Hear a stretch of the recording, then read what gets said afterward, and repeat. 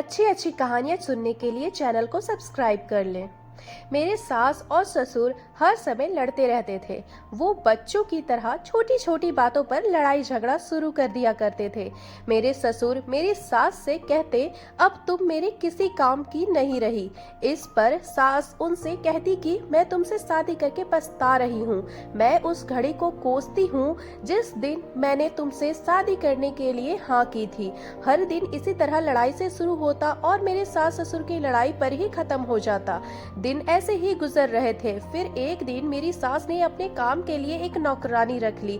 वह हर समय सास और ससुर के साथ उनके कमरे में ही रहती थी, लेकिन जब से वो आई थी बहुत कमजोर हो रही थी, जबकि मेरी सास और ससुर दोनों ही बहुत खुश रहने लगे थे। अब लड़ाई झगड़ा भी नहीं करते थे। एक दिन मैंने नौकरानी से पूछा तो नौकरानी कहने लगी कि मेरा हिसाब भगवान करेगा। उसकी बात सुनते ही मैं तो डर गई। एक दिन वो नौकरानी सास की चाय बनाते हुए बेहोश हो गई। मैं जल्दी से उसे हॉस्पिटल ले गई, लेकिन जैसे ही डॉक्टर कमरे से बाहर आया तो उसने पुलिस बुलवा ली। मैं एकदम से बहुत ज्यादा डर गई। वह डॉक्टर ने मुझे उसकी रिपोर्ट दिखाई, जिसे देखकर मेरे सर पर आसमान टूट पड़ा, क्योंकि वो 3 महीने से। मेरा नाम शीतल है, मैं मुंबई की रहने वाली हूँ। हम 3 भाई बहन थे। मेरे पिता ने मोहल्ले के ही अपना सिलाई दुकान खोल रखा था। मेरी माँ स्कूल में नौकरी करती थी। हम बहुत अच्छी जिंदगी गुजार रहे थे। माँ चाहती थी कि वो जल्दी से बहू ले आए, लेकिन पिताजी कहते थे कि पहले बेटी का फर्ज अदा कर दे। बेटों की शादी तो कभी भी की जा सकती है, लड़कियों की उम्र ज्यादा हो जाए तो अच्छे रिश्ते नहीं मिलते। मैं 2 भाइयों से छोटी थी, अभी पढ़ाई कर रही थी और आगे भी पढ़ना चाहती थी, पर दादी से लेकर घर वालों में मेरी शादी की फिक्र सताने लग गई थी। ऐसे नहीं था कि मैं घर वालों पर बोझ थी, लेकिन सब लोग मुझसे बहुत ज्यादा प्यार करते थे। मुझे अपनी किस्मत पर पूरा यकीन था, लेकिन मैं अभी शादी नहीं करना चाहती थी। हम मिडिल क्लास लोग थे, लेकिन बहुत हंसी खुशी रहते थे। जैसे ही पेपर पूरे हुए, दादी ने मेरे हाथ में झाड़ू पकड़ा दिया और बोली, चलो आज से काम करना शुरू कर दो, काम काज सीखो, ससुराल जाकर यही सब करना होगा। माँ तो स्कूल में होती थी और दादी हमसे घर का सारा काम करवाती थी। ज्यादातर खाना बनाना मुझे उन्होंने ही सिखाया था। मेरा और दादी का किस्सा भी चोर सिपाही वाला बन गया था। रात को दादी मेरे काम चोरी के किस्से सुनाती और सब लोग मुझ पर हंसते। ये देखकर मुझे शर्मिंदगी होती। अब मेरे काफी सारे रिश्ते आने लगे थे और पिताजी उन रिश्तों की छानबीन भी करने लगे थे। जब माँ ने कहा कि उनकी एक दोस्त है जो अपने बेटे के लिए हमारी बेटी शीतल को देखने आना चाहती है, तो पिताजी ने कहा कि ठीक है। जब वो लोग मुझे देखने हमारे घर आए तो दादी को वो लड़का बहुत पसंद आया और मेरी कुछ ही दिनों के अंदर शादी कर दी। माता पिता से अलग होना आसान नहीं होता। एक औरत की जिंदगी में बहुत सारे इम्तिहान आते हैं। दादी ने बहुत समझाया था कि एक समझदार औरत ही घर को जन्नत बनाती है। औरत से बर्दाश्त करने की सलीका होगा तभी तो घर चलाना सीखती है, और सबसे जरूरी बात, उसे दिल जीतना आना चाहिए। मेरे पति बहुत सुलझे हुए थे और समझदार आदमी थे। उन्हें शायरी और म्यूजिक का बहुत शौक था। काफी बार मैंने उनसे उनकी पसंद का पूछा तो कहने लगे, मेरी पत्नी मुझे समझने वाली और मेरे जैसे शौक रखने वाली होनी चाहिए। मैं तो बिल्कुल भी वैसी नहीं थी। मुझे तो शायरी और म्यूजिक बिल्कुल भी पसंद नहीं था। अभी मेरी नई नई शादी हुई थी, मुझे एडजस्ट होने में टाइम लग रहा था। मेरे ससुराल वाले अच्छे थे। मेरी सास भी अपने काम से काम रखती थी, कभी मुझे किसी काम के लिए रोक टोक नहीं करती थी। बस उनका मेरे ससुर से झगड़ा होता रहता था। वो छोटी छोटी बात पर लड़ते रहते थे, लेकिन मुझे कुछ नहीं कहते। मेरा जब दिल करता सोती थी और जब दिल करता उठ जाती थी। नई नई शादी थी, सब मेरे नाज नखरे उठा रहे थे। घर में बोर होती थी, सासू माँ के पास जाकर बैठ जाती। वो मुझसे खूब बातें करती, लेकिन मैं देख रही थी कि मेरे पति मुझसे खुश नहीं रहते थे। वो हर समय कोई ना कोई किताब पढ़ते रहते थे या म्यूजिक सुनते रहते थे। जब मैं बात करने की कोशिश करती तो हाँ हूँ में जवाब देते थे। मैं बहुत बोलती थी। मेरे घर वाले भी मेरी इस आदत से बहुत परेशान थे। मेरी शादी को 3 महीने हो चुके थे। फिर एक दिन मैंने अपने पति से पूछा, जब मैं आपसे बात करती हूँ तो आप मुझे हाँ हूँ में ही जवाब क्यों देते हैं? क्या आपको मुझसे बातें करना अच्छा नहीं लगता? मैं भी चाहती हूँ कि क्या आप मुझसे घंटों घंटों बातें करें, मुझे घुमा कर लाए, बल्कि ऐसा करें आप मेरे साथ कल मार्केट चले, मुझे शॉपिंग भी करनी है। आपको तो कुछ ख्याल ही नहीं है कि पत्नी को कहीं घुमाने फिराने ले जाए या फिर कहीं खाना खिलाने ले जाए। मैं बोलूं जा रही थी तभी मेरे पति ने कहा कि चुप हो जाओ। वो गुस्से में तेज आवाज से बोल रहे थे। मैं उनकी शक्ल देखकर हैरान रह गई। मुझे अचानक से झटका लगा।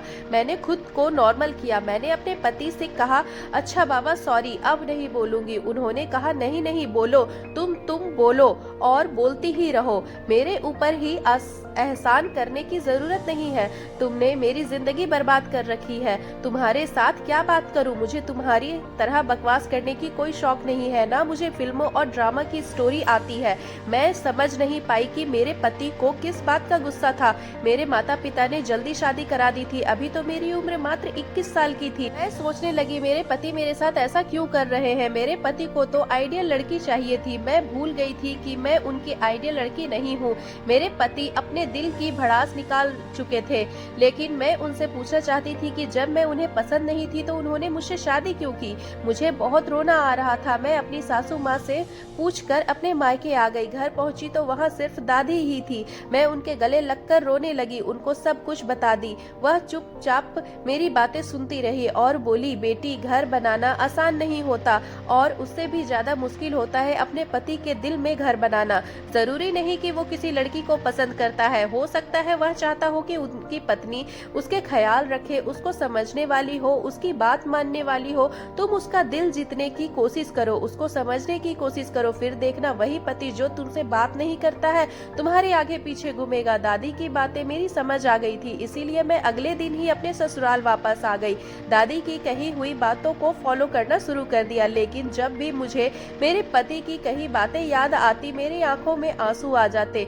जब मैं सासू माँ से मिलने गई, कमरे में गई तो मेरे पति उनसे कह रहे थे कि माँ शीतल को किसी से बात का पता नहीं है, ना कोई सलीका है। अपने कम उम्र बच्ची से मेरे पल्लू बांध दिया है। मैं आपका बेटा हूँ, आपको मेरे बारे में सोचना चाहिए था, मेरी पसंद देखनी चाहिए थी। मुझे लगा था आप मेरी पसंद का ख्याल करेंगी, लेकिन आपने तो इसके आगे मेरे पति से बात अधूरी ही छोड़ दी। मेरी सास ने कहा, तुमने तो मुझे डरा ही दिया, मैं तो कुछ और ही सोच रही थी। असल में बेटे, शीतल की माँ का मुझ पर बहुत बड़ा एहसान है और मैं उस एहसान कभी नहीं उतार सकती। और अगर शीतल कम पढ़ी लिखी है तो क्या हुआ?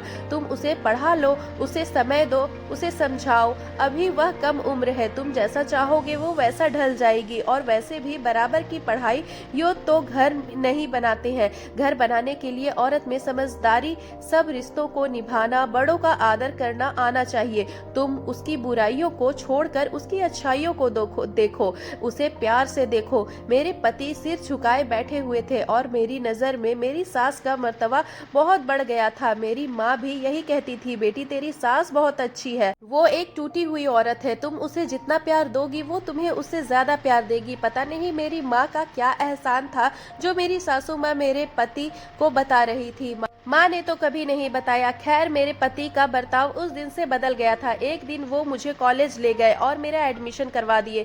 वो अब अपनी बातों पर शर्मिंदा भी थे और मैं नखरे दिखा रही थी, मगर मैं उनका सब काम खुद ही करती थी जैसे दादी ने समझाया था। मैं दादी की बातों को फॉलो करती थी और देखते ही देखते मेरे पति मेरे करीब होने लगे थे। मैं उनको हर बात याद दिलाती, वो माफी मांगते रह जाते। मैं समझ गई थी कि मेरे पति बहुत अच्छे हैं, बस मिजाज के थोड़े गर्म है। मेरी एक ननद और देवर भी थे। ननद की शादी हो गई थी, वो भी अच्छे थे, लेकिन गुस्से की तेज थी, जिसकी वजह से आए दिन उसकी अपने पति से लड़ाई होती रहती थी। मेरी ननद का पति बिल्कुल अच्छा नहीं था, ये हालात उसके चेहरे पर दिखाई देती थी। उसकी मोहब्बत की शादी थी, मगर अब बात तलाक तक आ चुकी थी। मेरी शादी को 1 साल हो गए थे। कई बार मेरी ननद का पति हमारे घर आया, उसका मुझे घूर घूर कर देखना मुझे बिल्कुल भी अच्छा नहीं लगता था। औरत मर्द की नजर पहचान लेती है। मैं कॉलेज से घर आकर अपने कमरे में चली जाती। मैं खूब मेहनत कर रही थी। मेरा पति मुझे खुद पढ़ा रहा था। मुझे अपनी जिंदगी एक सपने जैसी लग रही थी।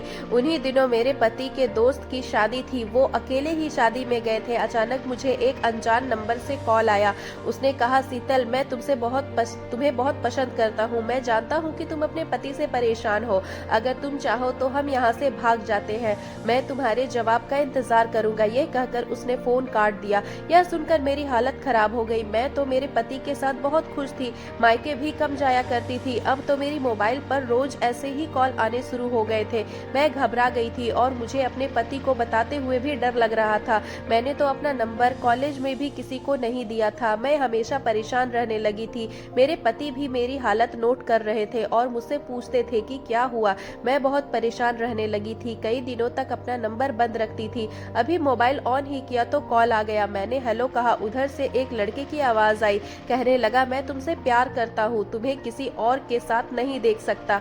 सर्दियों का मौसम था। सर्द मौसम में भी मुझे पसीना आने लग गया था। मैंने उससे कहा कि मैं शादीशुदा हूँ और बहुत खुश हूँ, भगवान के लिए मेरा पीछा छोड़ दो। यह कहकर मैंने फोन काट दिया। मैं नहीं जानती थी कि मेरे पति ने मेरी सारी बातें सुन ली है। उस दिन से उनका बर्ताव कुछ अलग बदल गया था। मेरे एग्जाम होने वाले थे। मेरे पति ने कहा, कोई जरूरत नहीं है कॉलेज जाकर दिल बहलाने की, घर के कामों में बैठकर घर बहला लो। अब आप तो खुद ही मुझे पढ़ाना चाहते थे, आप चाहते थे कि मैं आगे पढूं, लेकिन अब पहले की तरह मुझ पर गुस्सा करने लगे थे और मैं जान गई थी कि मोहब्बत मेरे नसीब में नहीं है। ननद भी हमारे घर आई हुई थी। वो मुझसे नाराज ही रहती थी और कहती, सारे फसाद की जड़ तुम ही हो, सब की लाडली थी। इसीलिए मैं उसे कोई जवाब नहीं देती थी। फोन हमेशा के लिए मैंने बंद कर दिया था। घर के नंबर पर कॉल आती तो सास या ननद उठा लेती, आगे से कोई बोलता नहीं था। मेरे पति भी अब मेरी हर हरकत पर नजर रखने लगे थे। मुझे लग रहा था कि वह सब कुछ जान गए हैं।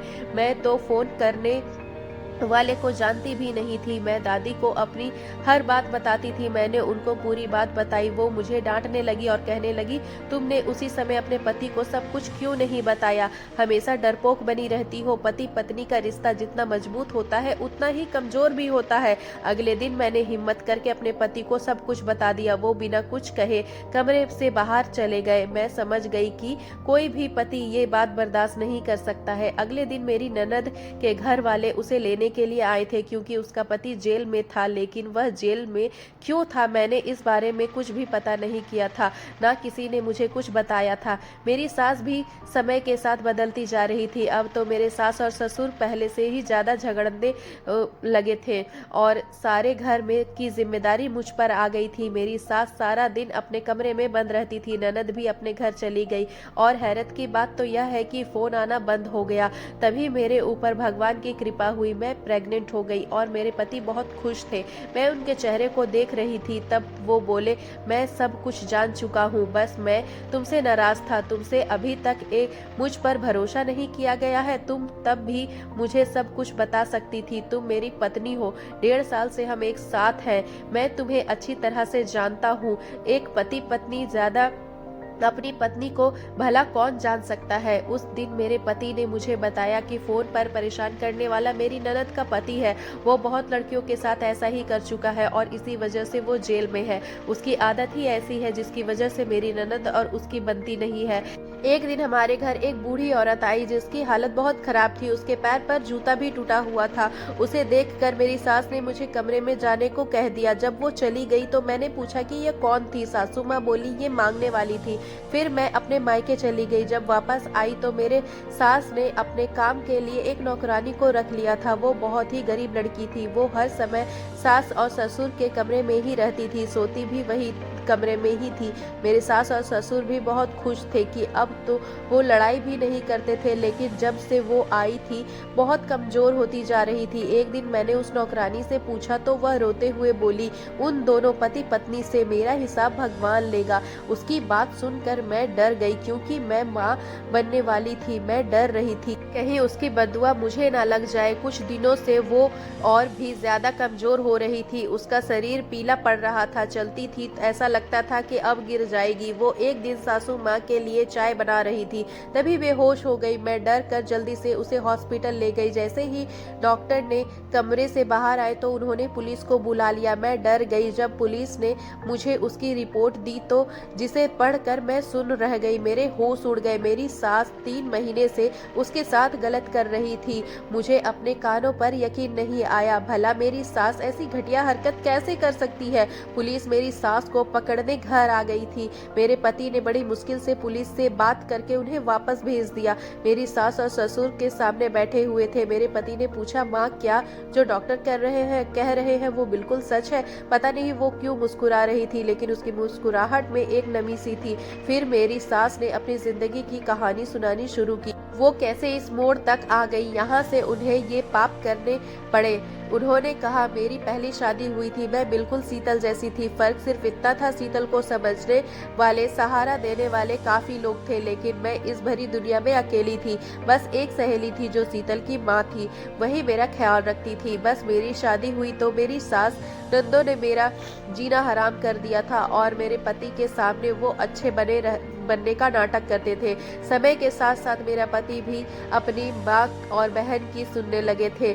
जब मैं अपने पति के लिए तैयार होती तो मेरी ननद जानकर मेरे कपड़ों पर कुछ गिरा देती थी, और कभी पानी गिरा देती तो कभी मेरे कपड़े जला देती थी। एक बार जब मैं मां बनने वाली थी, डॉक्टर ने मुझे बेड रेस्ट बताया था, तो मेरी ननद जानबूझकर ये काम मुझसे करवाती थी। जो खाना मैं बनाती थी उसे खराब कर देती थी। कभी उसमें बाल काट कर डाल देती थी तो कभी नमक डाल देती थी, कभी मिर्च डाल देती थी। जब मैं अपने पति को बताती तो मेरे बातों पर भरोसा नहीं करते थे। उन पर किसी तमीज का असर नहीं था। मेरे पति हर समय खोए खोए रहते थे। अपनी सास और नंदों के अत्याचार से मैं कमजोर होने लगी थी और मेरा मिसकैरेज हो गया। हर औरत को अपने पहले बच्चे से बहुत मोहब्बत होती है, पर मेरे पहले बच्चे को मेरी ननद ने मार डाला। तो मैंने अपने पति को सब कुछ बताया तो उन्होंने भी मुझे मारा और कहने लगे मैं उसकी माँ और बहन पर इल्जाम लगा रही हूँ, और कहा कि तुमसे शादी करके मैं पछता रहा हूँ। मुझे देखने सुनने वाला कोई नहीं था। जब ये सब हो रहा था तो मेरी ननद सामने खड़ी हंस रही थी। कुछ साल ऐसे ही गुजर गए। एक दिन मेरी सास और ननद ने मुझे स्टोर रूम में बंद कर दिया और यहाँ एक लड़के को भेज दिया। ऐसे समय मेरे पति घर आ गए। मैं दोबारा माँ बनने वाली थी। मेरे पति ने मेरे बच्चे को नाजायज कहकर मुझे घर से धक्के मार कर निकाल दिया। मुझे मेरी सहेली यानी शीतल की माँ ने मुझे अपने घर में रखा। उसने दिन रात अपनी ससुराल वालों के ताने सुनने पड़े। मुझे कभी महसूस नहीं होने दिया, मेरा पूरा साथ दिया। मेरे यहाँ बेटे पैदा हुआ जो कि तुम हो। मेरी सास ने मेरे पति की तरफ इशारा भी किया। जब वो मुझे लेने आए उसने मुझसे माफी मांगी। उसे सारी सच्चाई पता चली तो मेरी ननद किसी लड़के के साथ भाग गई।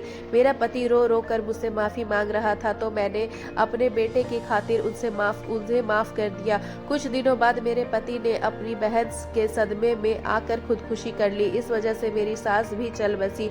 वो भी इस दुनिया में नहीं रही। मैं एक बार फिर से अकेली रह गई। कुछ समय बाद मैंने बेटे की खातिर दूसरी शादी कर ली, लेकिन मैं पहले जैसी नहीं रही। मैं अंदर से मुर्दा हो गई थी। मेरा दूसरा पति मेरा बहुत ख्याल रखता था। समय बीतता गया और मेरे 3 बच्चे हो गए और फिर समय के साथ सब जवान हो गए। कुछ महीने पहले एक औरत हमारे घर पर आ गई थी। वो मेरी ननद थी जो घर से भाग गई थी। उसने हाथ जोड़कर मेरे सामने मुझसे माफी मांगी और कहा कि मैं उसकी बेटी को अपने घर में पनाह दे दूं। उससे जिसका भाग कर शादी की थी वो एक जुआड़ी और नशीला था। उसकी बेटी जवान हो गई थी, इसीलिए वो अपने पति से खतरा था कि उसका पति उसकी बेटी को बेच ना दे। उसमें मुझे मेरे पहले पति का वास्ता दिया, इसीलिए मैंने उसे नौकरानी बनाकर रख लिया। और जैसे तुम नौकरानी समझ रहे हो, वो तुम्हारी बुआ की बेटी है जिसने मुझे आधा पागल बना दिया था। मुझे उस औरत से इतनी नफरत थी कि मैं उसे जीते जी कभी माफ नहीं कर सकती। उसने जो मेरे साथ किया था उससे ज्यादा सजा उसे मिली। उसने जो भी मेरे साथ किया था उससे मैं कभी भूल नहीं पाई थी। मेरे जख्म फिर से भी हरे हो गए। मैंने उसकी बेटी पर अत्याचार करना शुरू कर दिया। मैं उसे सारी रात सोने नहीं देती। सारी रात उससे अपने और अपने पति की टांगे दबवाती। जब भी उसे नींद का झोंका आता उसके साथ मारपीट करती, जिससे कि उसकी हालत वैसी ही हो गई थी जैसे कभी मेरी हालत हुई थी। जब जब मैं उसकी बेटी को देखती हूँ मुझे वही औरत दिखती है। जब उसकी माँ मुझसे माफी मांगने आई थी कुछ दिन पहले, उसके पति ने उसे मार दिया और खुद जेल चला गया था। मेरी सास से उस क्यों के साथ रो रही थी। हम सब की आंखें नम थी।